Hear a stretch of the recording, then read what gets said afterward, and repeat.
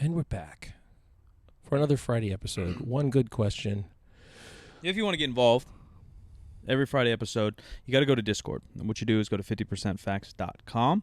Then we got a link for our Discord. If you don't know, Discord's kind of like a group app. It's somewhere in between WhatsApp and maybe an old school forum. We have our own server there. And so if you go to that link and click on it, you'll join our server. It's all good company. There's a main group chat where we're just talking out. We give you guys exclusives on clothes, first dibs on clothes, behind the scenes, like-minded community, and extra sales often. You guys get discount codes that no one else gets there. If you go to the left, there's different little channels, and then there's one good question, and that is made for you guys to ask any question you want in there. If you ask a question, and we accept it, and we answer it live on the show, you'll get a little gift from 3SB and Good Company, and that's where we sit today.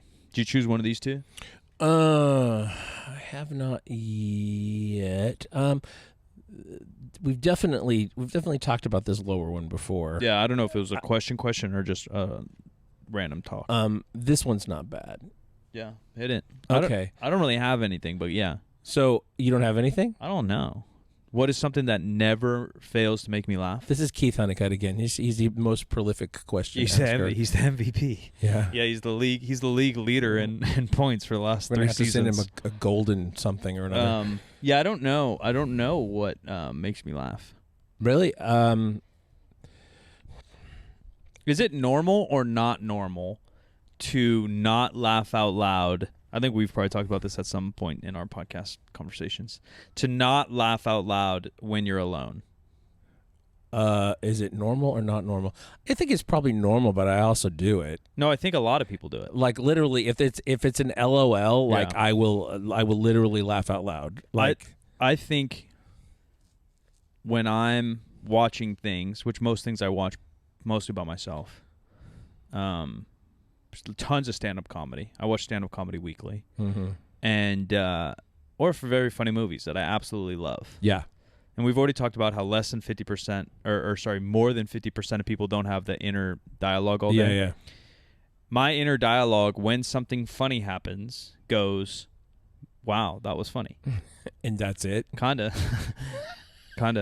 Tough room, man. Yeah, but opposite of that, I've gone to a lot of stand-up comedy live. Yeah. And because of the social aspect and almost like the social pressure in a way, right? Everyone's fucking laughing. I could hear something and think like that's kind of funny, but I'm verbally laughing.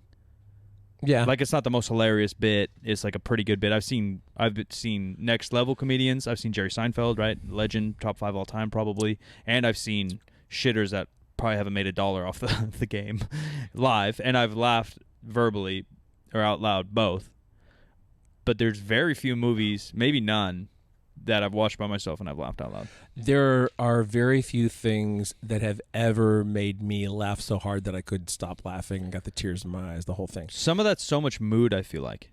I think so too, and it is usually like a silly moment. Yeah. Like, God bless my mom who passed away several years ago now. She would laugh when people swore. She thought it was the fun. Like if you swear in exasperation, Sure. she would just laugh. Yeah. She would just go. There's some people like that, I would say, very few. Yeah. That would make me crack up. Like my dad's best friend, Uncle Bob. I don't know why. Everything he says, he's not joking.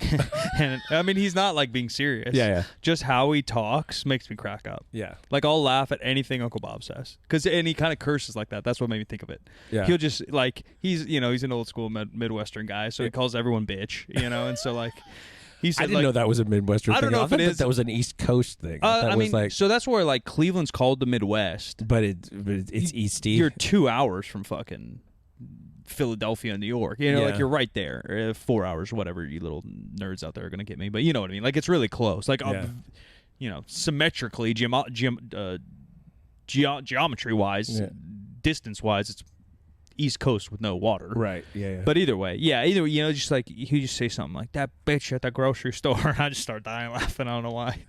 just like the delivery, I guess. And again, he's just drinking a beer and making me laugh. So like some people like that will get me going. Yeah. I don't know. We were both obviously deeply associated with another show that had a poop story fetish pretty much, and those were funny. But sometimes when they're so awkward, yeah. But like, out in real life, sometimes somebody will make a poop joke or a pee joke that literally makes me laugh out loud. Yeah, just because it's so base, you know. Sure. It's like so. It's I'm at my base level is what I'm saying. I'm at my desk or something, and Dan comes up and farts. I'm gonna laugh. Yeah, like I'm 34, but it's just funny. Yeah, it's just always kind of funny. Like if it's in inappropriate timing, surprises. Like there's a lot of little elements to comedy, or humor in general, and so some of those are just funny. I was just trying to explain to Kyle. I didn't tell it that good, but the John Anderson, deep cheeks poop joke, and waffle stomping and all that. I butchered the fuck telling to Kyle, so it wasn't that funny. But I don't remember, but I imagine when I heard that live on the podcast, I was probably crying. Just because it's so awkward, and there's a fucking the Incredible Hulk's next to me talking about his butt, and you're just like, dude, I don't even know what's going on. And you just start laughing. Yeah. There was the last year of that show, there was a funny moment that caused a spit take, and I've never seen a spit take happen while cameras were rolling before, and I nearly died of that one. That was and then if that's mainly my point is like if you're in a group, then the trickle effect. The momentum of humor is so much more, right? Because then you're laughing at that, and then you're laughing because you're laughing, and then that guy's spitting, and everyone's laughing. Like, that shit cracks me up. Yeah, Kelly Starrett spit all over the place. That's funny. Just hysterical. Yeah, it's funny. I do wonder what it is. I've always like the Lost Boys and Rufio and shit like that. Just the concept of never growing up kind of deal. Yeah. Just general philosophy, right? To always have fun and always have a good time and don't take yourself too serious. What is it? Because I remember as a kid, monthly, weekly, laughing so hard I couldn't breathe. Like I'm going to die. You're crying. You're drooling. You're like a baby infant that's hungry, and you're just crying, laughing. You're just staring at your homies. And by the time you're done, you can't catch your breath, and you don't even know what started it, right? Yeah. Why does that disappear? I did have one out there. Seabass was laughing so hard within like the last 8 months. I don't know what Kyle said, and then we just hammered off each other real quick. It was so funny. It was... Like you said, something so silly. We just started, and I was just crying mid-workout. And I think I was in a good mood, whatever. But it sucks that that's not the norm as an adult. Yeah. Like are taxes and shit that bad that just kills that part of our brain? Possibly. Like stress, just literally that we have one little neuron that connects cry when you laugh, and the stress of having kids or responsibility just kills that. Yeah, there was one incident. Many years ago, back in the old days when we were sort of filming for a potential reality show, but the cameras were not currently running. We were in LA for a meet. We had we'd gone to a bar for a little while, and not like anybody was shit-faced, but people had a couple drinks. It wasn't too bad. So we go to get on the elevator, and somebody says something pretty funny, and our friend Ryan Cove begins to laugh, and we're in this elevator. He laughed until he threw up. Oh, my God. In the elevator. Yeah, not from alcohol. Not from alcohol, just like, Yeah, and then everyone loses it. That's like a Family Guy take. Yeah. It was like that scene in Stand By Me. Never seen it. Oh, my God. I think it's on Netflix, so brand new. Maybe we'll click on it. Yeah. Oh, no. It's a very good movie, but there is a scene where a story is being told about a pie eating contest, and there's like chain vomiting that happens. It's fucking. It's like Family Guy picked up and ran with that and made a whole series. If you don't think humans are like social creatures, like there's so many things that are like contagious: laughing, yawning, sneezing. Right? Like throwing up. You see another human do it, and you do it. Like automatically. It's the sight and the sound and the smell. All of it. The smell will get you. Dude, throwing up's the worst. I haven't thrown up in so long, thank goodness. I haven't either. Yeah. It's been forever. Yeah. I remember as a kid, I'm throwing up every year.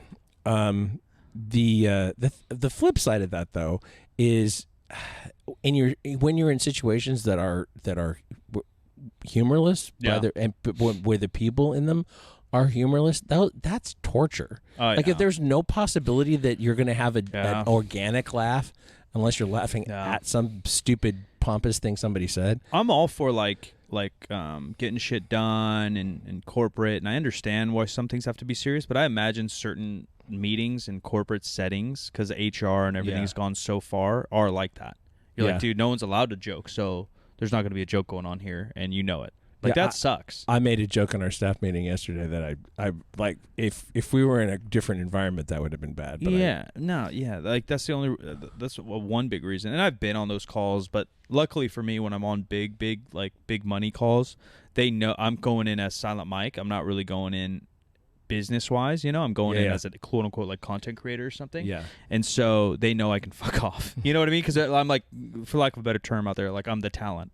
Right. So like they're hiring me because I'm a fuck off. Right. And so I get, I'm on a call with Reebok or whatever. And there's probably some bigwig in there, and I'm fucking off. Like, because if I had to go in serious, I would hate it. I could tell because my homies used to manage me there, and they're serious mode because that's their job. Right. Yeah. And you're right. Your job is to be a bit of a person. Yeah, they hired me. Yeah, they hired my shit takes. Yeah, yeah. How it goes. Yeah. But yeah, not one thing makes me laugh. I mean, when I'm sad, there's levels to depression. But like when I'm tightrope walking it, I watch a lot of stand-up comedy to try to, at least because I know what's about to come out is on the positive. It's on that side of things, and so whether I laugh or not, I feel the energy coming back. I don't really like dark stuff. I love dramas, right? I love Ozark and all these things. They're some of my favorite shows ever. But if I'm on the border there, I don't watch those. And then when I'm actually in a bad place, I'm watching nothing. Like, it's just fucking there, and I'm not seeing it. So I do watch a lot of comedy, but again, I have the issue where I'm not just laughing. I'm just fucking thinking that's funny. We were talking a little earlier about I just started watching The Bear on FX on Hulu. Yeah. Which is a very, very intense show, and it's supposed to be a comedy, but it's not. Really good, but it is, like, if you're not prepared for it, that it would be an issue. I recommended it to you. I recommended it to another friend of mine, and the other friend said, I can't watch stuff like that when I'm going through an anxious period. Yeah. Because it just makes me more anxious, and it's kind of the flip for me. It's sort of cathartic to see somebody else going through anxiety and deal with it. No, that's why, like, girls that break up with people or whatever the fuck, they watch rom-coms or whatever. Yeah. They don't mind that. They're like, oh, they're going through the same thing. Where other people have the broken heart and they can't watch that. They're going to cry. Yeah. Yeah, it makes sense. I understand that. Do you think of some of these places, like this movie, this is going to sound nerdy and maybe stupid at the same time, call things comedy, like thespian stuff? Like, it's only a comedy because it ends well, not because it's funny? Oh, I don't even know how it ends. That's a good question. You know what I mean? That's maybe why. There's a lot of shit in Hollywood right now about how things are categorized for awards shows. That makes sense. So you can call something like sure. Jon Stewart just had a new show come out, and it's an interview show, and they didn't put it in comedy because it's not funny. It was supposed to be, but it's not. Yeah. Or and maybe so comedy's extra tough this year and he won't win an award. Now they're playing games. Yeah, so. Exactly. I mean, I get it. That kind of happens everywhere. Whatever. So, like, if you ever laugh, is something a comedy? If you never laugh, is it a drama? Well, I mean, that's why I said some thespian nerdy shit, because, like, really all there is like, does it end happy? Does it end sad? You're talking about like classical drama versus comedy. Yeah. If it, like Shakespeare shit. Yeah. So I wonder if they do it like that. Sometimes. I don't know. Maybe. I think that people just put it in whatever category they think they can market it best. Yeah, probably true. A lot of comedies nowadays really aren't just that funny. I heard Ted Lasso is actually funny. I heard the season 1 of Ted Lasso is supposed to be very, very good. Yeah. And did you see Thor yet? No, not yet. Maybe this weekend. One of the actors who's in Ted Lasso, kind of a main character in Ted Lasso, makes a cameo appearance in the Thor film in a way that you will notice. You will not know who. If you haven't watched Ted Lasso, you won't know who it is, but you'll notice this person. Yeah. The cameos. Yeah. Distinct. Yeah, I am in the back here. In the background, I'm showing things that are on the website right now. Check them out, ladies and gentlemen. 3sb.co. We got a couple tanks, a couple tees. Brand new drop. First going to be at the Expo Power Fest, Santa Clara, California, which is in the Bay Area, August 13th and 14th. And then soon after, it goes to our Discord crew. So if you want to join that, 50percentfacts.com. And then it'll come to y'all publicly. Hats up, dad hats. We got a little black action, a little camo, all part of the foundation. So these things are just rock and roll in the basics. Brand new episode every single Wednesday and Friday, and we'll see you guys then next time. Yeah, we have friends who famously say don't buy their hats, but you can buy our hats. Buy our hats with confidence. Buy all of our hats all the time. This is not a psychological reverse psychology message. Just buy our hats. I'm at Jim McDonald on all the social media. This show, 50% Facts, where percent is a word, 50 just numbers. 50% Facts is a Spreaker Prime podcast in association with iHeartMedia on the Obscure Celebrity Network, and we'll talk to you next week.